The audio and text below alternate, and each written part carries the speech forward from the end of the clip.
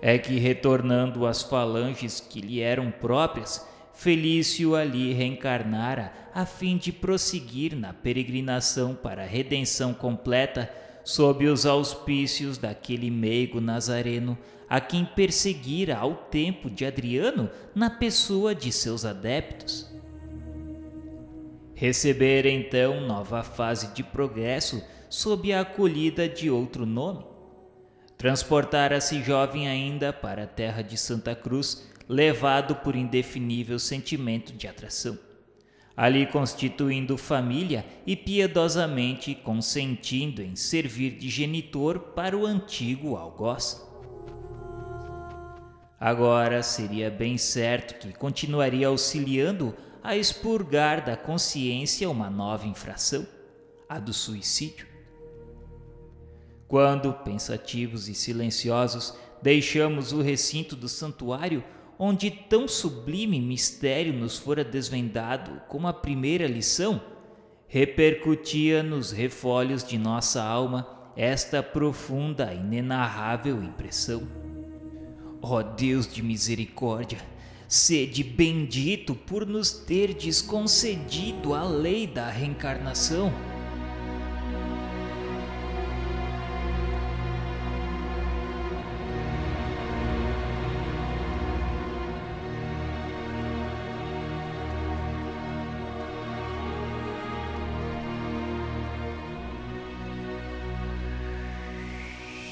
Voltamos à Terra muitas vezes, permanecendo em suas sociedades com pequenos intervalos desde os primórdios do ano de 1906.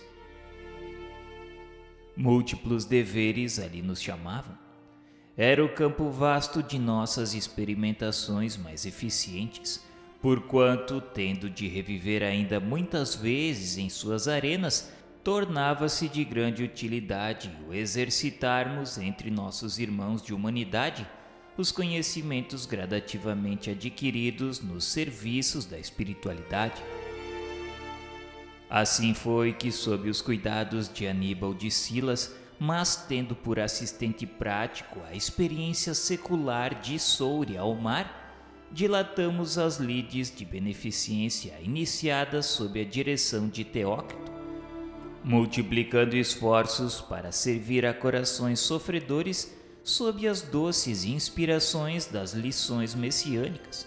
quer os deparássemos ainda guilhetados nos planos da matéria, quer em lutas permanentes no invisível. Servimos nos postos de emergência da colônia a que pertencíamos, como no Hospital Maria de Nazaré e suas filiais. Integramos caravanas de socorros a infelizes suicidas perdidos nas solidões do invisível inferior, como nos abismos terrenos, acossados por falanges obsessoras. Seguimos no rastro de nossos mestres de vigilância, aprendendo com eles a caça a chefes temíveis de falanges mistificadoras, perseguidores de míseros mortais, aos quais induziam muitas vezes ao suicídio. Visitávamos frequentemente reuniões organizadas por discípulos de Allan Kardec,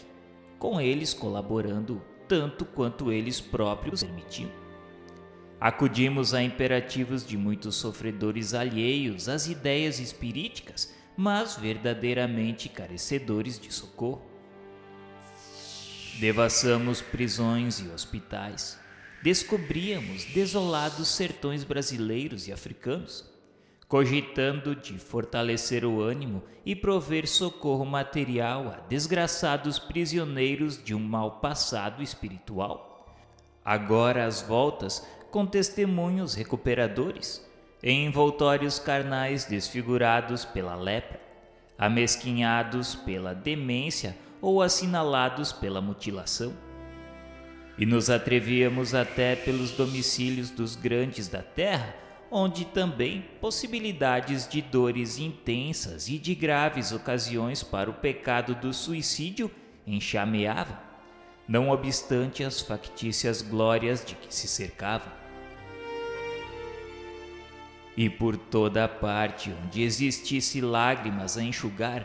corações exaustos a reanimar, almas vacilantes e desfalecidas pelos infortúnios a aconselhar, Aníbal levava-nos a fim de nos guiar aos ensinamentos do mestre modelar, com os quais aprenderíamos a exercer por nossa vez o apostolado sublime da fraternidade. Ostensivas através da colaboração mediúnica organizada para fins superiores, ocultas e obscuras através de ações diversas, impossíveis de serem narradas na íntegra ao leitor, nossas atividades multiplicaram-se durante muitos anos nos diferentes setores da caridade. E se mais de uma vez indóceis aflições nos surpreenderam ao contato das angústias alheias, no entanto, mais vezes ainda, obtivemos doces consolações ao sentirmos haver nossa boa vontade contribuído para que uma e outra lágrima fosse enxuta, para que um e outro desgraçado acalentasse as próprias ânsias às sugestões santas da esperança, um e outro coração se aquecesse ao lume sagrado do amor e da fé, que igualmente aprendíamos a conceituar. A cada lição do Evangelho do Senhor, explanada pelo jovem catedrático, a cada exemplo apreciado do Mestre inesquecível, seguiam-se testemunhos nossos na prática entre os humanos e os desventurados sofredores, assim como análises através de temas que deveríamos desenvolver e apresentar a uma junta examinadora, a qual verificaria nosso aproveitamento e compreensão da matéria. Frequentemente, pois, produzíamos peças vazadas em temas elevados e inspirados no Evangelho, na moral, como na ciência. Eram romances, poemas, noticiários e etc. Uma vez aprovados estes trabalhos, poderiam ser por nós ditados ou revelados aos homens, porquanto instrutivos e educativos, convenientes, por isso mesmo, a sua regeneração. E o faríamos através da operosidade mediúnica, subordinados a uma filosofia,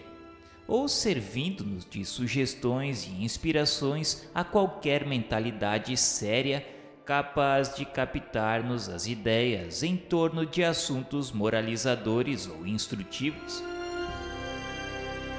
E quando reprovados, repetiríamos a experiência até concordar plenamente o tema com a verdade que esposávamos, e também com as expressões da arte de que não poderíamos prescindir.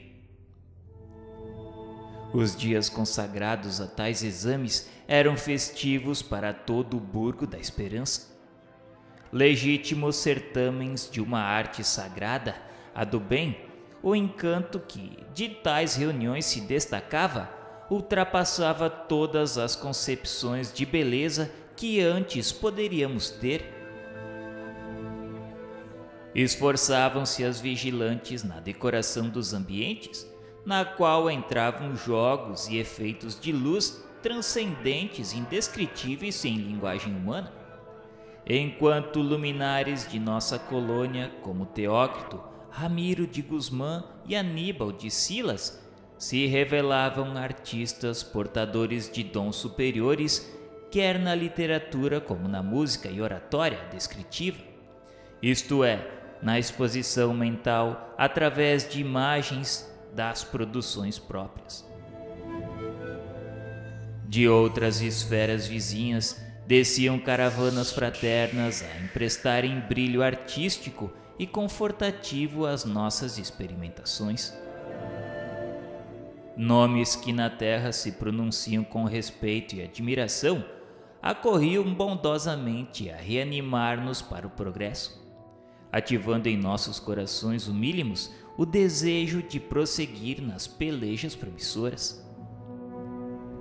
Não faltaram mesmo em tais assembleias o estímulo genial de vultos como Victor Hugo e Frédéric Chopin, este último considerado suicida na pátria espiritual, dado o descaso com que se ativera relativamente à própria saúde corporal. Ambos, como muitos outros, cujos nomes surpreenderiam igualmente o leitor, exprimiam a magia dos seus pensamentos, dilatados pelas aquisições de longo período na espiritualidade, através de criações intraduzíveis para as apreciações humanas do momento. Tivemos assim ocasião de ouvir o grande compositor que viveu na terra mais de uma experiência carnal, sempre consagrando a arte ou as belas letras às suas melhores energias mentais, traduzir sua música em imagens e narrações numa variedade atordoadora de temas, enquanto que o gênio de Hugo mostrava em lições inapreciáveis de beleza e instrução a realidade mental de suas criações literárias. O poder criador desta mentalidade, a quem a Terra ainda não esqueceu e que a ela voltará ainda a serviço da verdade, servindo-a sob prismas surpreendentes, verdadeira missão artística a serviço daquele que é a suprema beleza, deslumbrava nossa sensibilidade até as lágrimas, atraindo-nos para adoração ao ser divino, porventura com idêntico fervor, idêntica atração com que a faziam Aníbal de Silas e Epaminondas de Vigo, valendo-se do evangelho da redenção e da ciência. Era o pensamento do grande Hugo, vivificado pela ação da realidade, concretizado de forma a podermos conhecer devidamente as nuances primorosas das suas vibrações emotivas transubstanciadas em assuntos encantadores da epopeia do espírito através de migrações terrenas e estágios no invisível. O que equivale dizer que também ele colaborava na obra de nossa reeducação. Surpreendeu-nos então a notícia ali ventilada de que o gênio de Victor Hugo se confirmava na terra desde muitos séculos, partindo da Grécia para a Itália e a França, sempre deixando após si um rastro luminoso de cultura superior e de arte.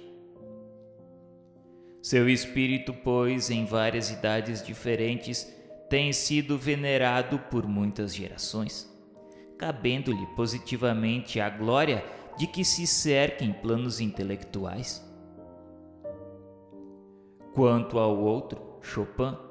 alma insatisfeita, que somente agora compreendeu que com o humilde carpinteiro de Nazaré encontrará o segredo dos sublimes ideais que a saciarão, em miríficas expansões de música arrebatadora, transportada da magia dos sons para o deslumbramento da expressão real, deu-nos o dramático poema das suas migrações terrenas, uma delas anterior mesmo ao advento do grande emissário, mas já a serviço da arte, cultivando as belas letras como poeta inesquecível que viveu em pleno império da força na Roma dos Césares.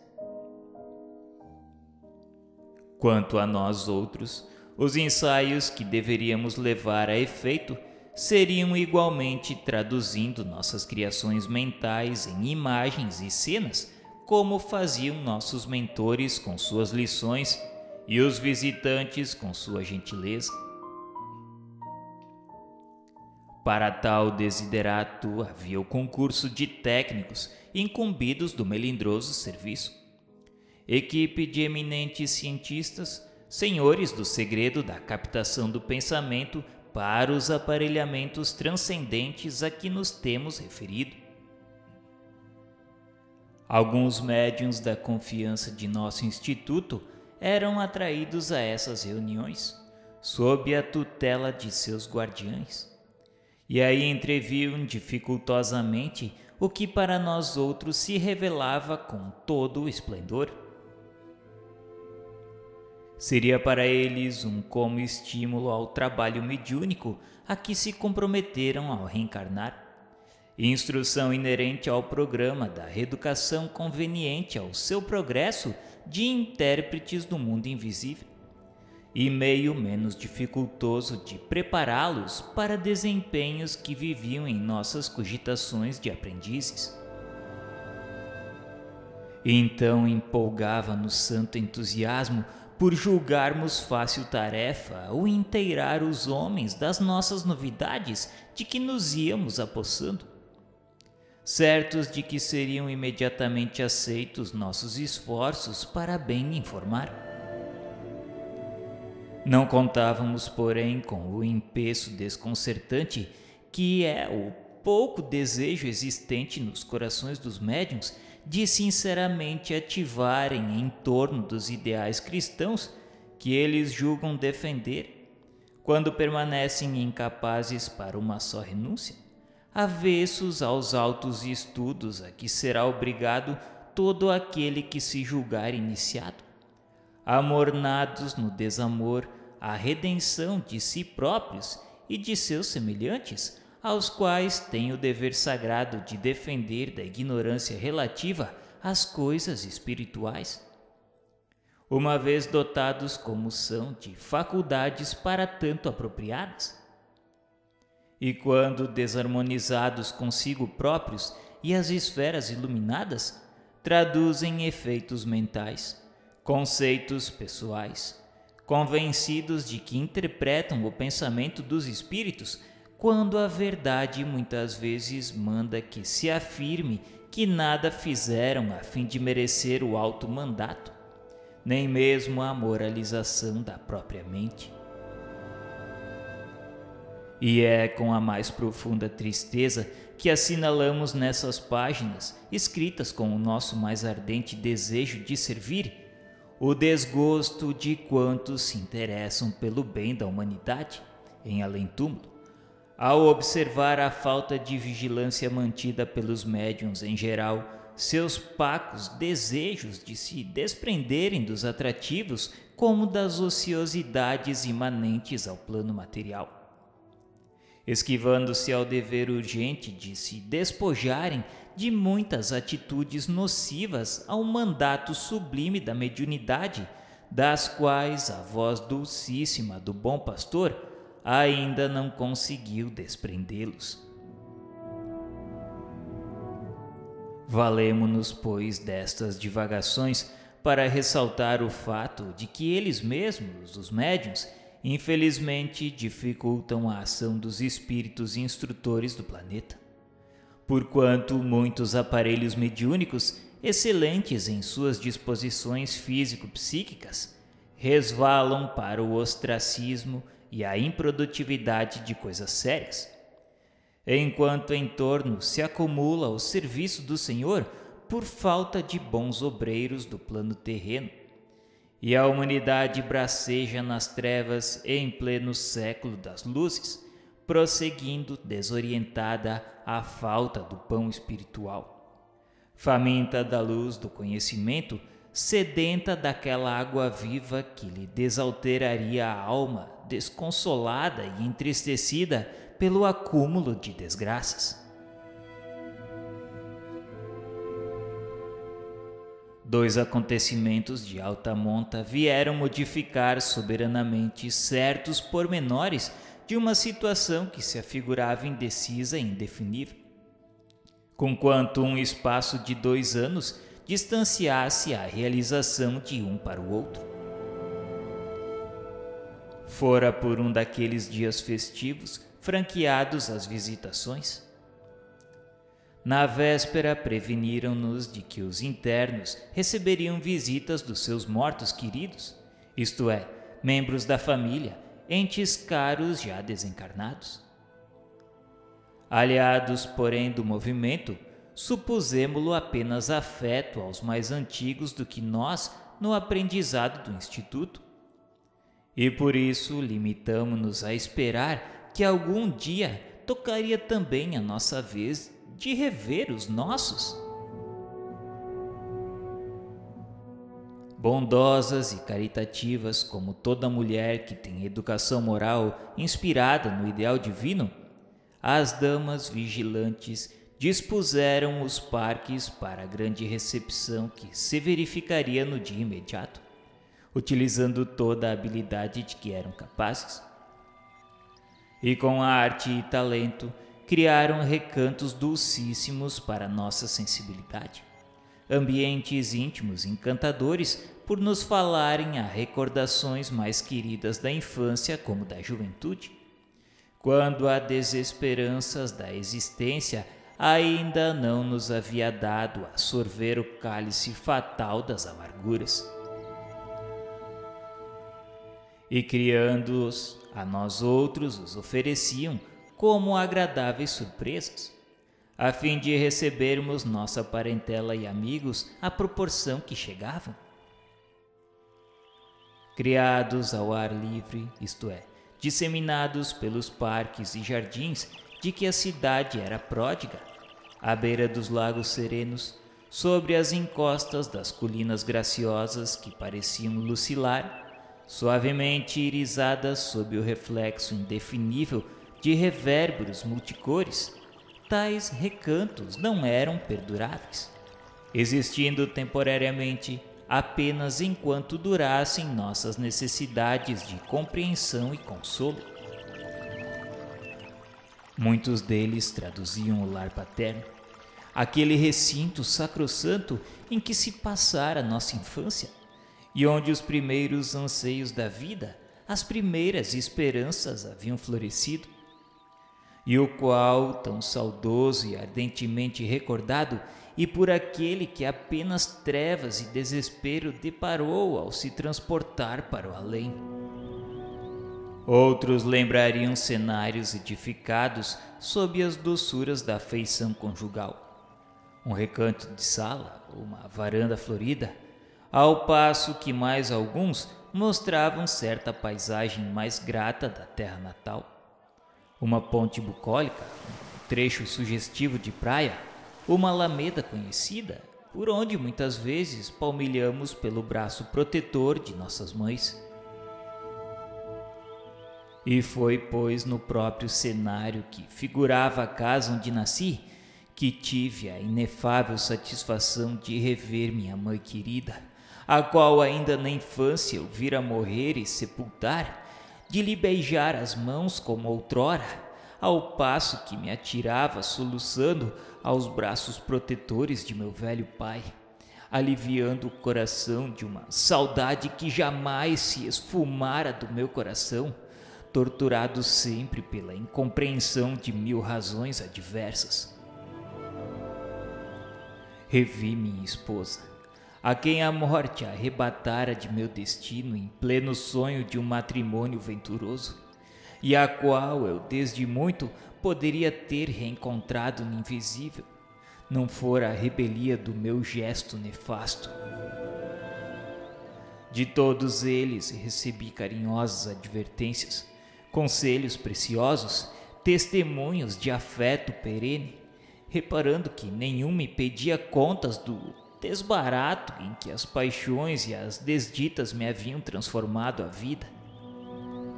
E recebi-os como se estivéssemos em nosso antigo lar terreno, os mesmos móveis, a mesma decoração interna, a mesma disposição do ambiente que eu tão bem conhecera. Porque Ritinha de Cássia e Doris Mary tudo haviam preparado para que se perpetuassem em meu coração as impressões sacrossantas dos velhos laços de família. Ambas asseveraram mais tarde que nós mesmos, sem o percebermos, fornecíamos elementos para que tudo fosse realizado assim, pois que nossos mestres, que em sendo instrutores e educadores, eram também lídimos agentes da caridade. E examinando nossos pensamentos e impressões mentais mais caras, descobriam o que de melhor nos calaria no ânimo. Eles transmitiam através de mapas e visões equivalentes, a fim de que a reprodução fosse a mais consoladora possível, porquanto necessitaríamos de toda a serenidade do maior estado de placidez mental possível ao nosso caso, para que muito aproveitássemos da aprendizagem a fazer. Para maior surpresa, nossos entes caros acrescentaram que nada podiam fazer em nosso benefício, devido à situação melindrosa que criáramos com o suicídio. Situação equivalente à do sentenciado terrestre a quem as leis vigentes do país impõem método de vida à parte dos demais cidadãos. Muitas lágrimas derramei então, escondido meu rosto, envergonhado no seio compassivo de minha mãe, cujos conselhos salutares reanimaram minhas forças, reavivando em meu ser a esperança de dias menos acres para a consciência. E sob os cortinados olentes dos arvoredos, reunidos todos sob os dóceis floridos que lembravam os pomares e os quintais da velha casa em que vivi, embalado pela amorosa proteção de meus inesquecíveis pais terrenos, demorava-me muitas vezes em doces assembleias com muitos membros de minha família que, como eu, eram falecidos. Por sua vez, meus companheiros de infortúnio tinham direitos idênticos, não havendo ali favores especiais nem predileções, senão rigorosa justiça vazada nas leis de atração e afinidade. E finalmente Belarmino de Queiroz e Souza pôde encontrar sua mãe, a quem amara com todas as forças do seu coração, recebendo sua visita inesperada naquela mesma tarde. A este, no entanto, participara a senhora de Queiroz e Souza, que dor profunda e inconsolável a atingira com a surpresa de vê-lo sucumbir ao suicídio, afetando-se-lhe a saúde irremediavelmente, sucumbindo ela também meio ano depois, sem se resignar jamais à desventura de perdê-lo tão tragicamente. Que as mais angustiosas decepções colheram-na depois do trespasse, pois que, julgando encontrar o supremo esquecimento no seio da natureza, se deparava viva após a morte e ralada de desgostos, visto não possuir quaisquer capacidades mentais e espirituais que a pudessem recomendar às regiões felizes ou consoladoras do invisível. Que em vão o procurara pelas sombrias regiões por onde transitara, acossada por funestas confusões, debatendo-se entre os surpreendentes efeitos do orgulho e do egoísmo que lhe assinalaram a personalidade, e o arrependimento por haver renegado as dúlcidas efusões do amor de Deus pelo domínio exclusivo da ciência materialista, pois que lhe asseverava a consciência caber-lhe grande dose de responsabilidade pelo desastre do filho, uma vez que fora ela mãe descrente dos ideais divinos, mãe imprevidente e orgulhosa, cujas aspirações não gravitavam além dos gozos e das paixões mundanas, que lhe modelara o caráter, dando-lhe a beber do mesmo vírus mental que a ambos arrastara a tão deploráveis quedas morais. Mas chegada finalmente à razão, graças aos imperativos da dor educadora, trabalhara, lutara, sofrera resignadamente no espaço durante vários anos, suplicara sinceramente convertida às verdades existentes na ideia de Deus e suas leis, e assim, levado em conta seu ardente desejo de emenda e progresso, recebera concessão para rever o Filho, dádiva misericordiosa do Ser Supremo, agora reconhecido com respeito e compunção. E Doris Mary e Rita de Cássia, a mãe e o filho, forneceram o blandicioso conforto de um gratíssimo e saudoso ambiente. A velha biblioteca da mansão dos de Queiroz e Souza, a lareira crepitando alegremente,